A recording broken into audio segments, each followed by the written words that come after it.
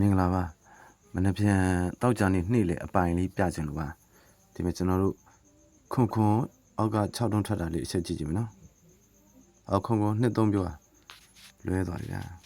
ခွန်နှစ်သုံးထွက်တာနော်ကျွန်တော်မြားဆွဲလဲသွားလို့ခွန်နှစ်သုံးထွက်တာမှလည်း10ပရိတ်တွေ့လားနောက်ပြီးတော့9 5ထွက်တဲ့ခါမှာ9 10ပေါင်းချင်း30ရပါတယ်အခု3ခွန်ပေါင်းလိုက်တော့လေပေါင်းချင်း30ရပါတယ်အဲ့တော့ကျွန်တော်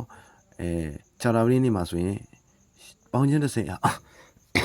ပေါင်းချင်း30ရအောင်8နဲ့2နဲ့ပေါင်းရင်30ရသွားပြီအဲ့တော့ကျွန်တော်တို့က2ဆိုမှ2အပိုင်အဲ့တော့ကျွန်တော်တို့က2အပိုင်ကိုကင်ထားပြီးမယ်လွဲခဲ့သည်ရှိတော့ဆိုဘာရှိမလို့ဆိုတော့ခွန်8ကို8ခွန်လို့ထားလိုက်ပြီဆိုရင်ခွန်နဲ့3နဲ့ပေါင်းမှ30ဖြစ်သွားမှာဟုတ်အဲ့တော့ကျွန်တော်တို့က3လေးကိုလည်းတစ်ချက်ရန်ထားပြီးပါ2ကတော့လုံးဝအသေးချာသလောက်ရှိပါတယ်အဲ့တော့2ကိုဘာနဲ့ကတ်မလဲဆိုတော့ကျွန်တော်နောက်ဗီဒီယိုလေးမှာသင်ပေးပါမယ်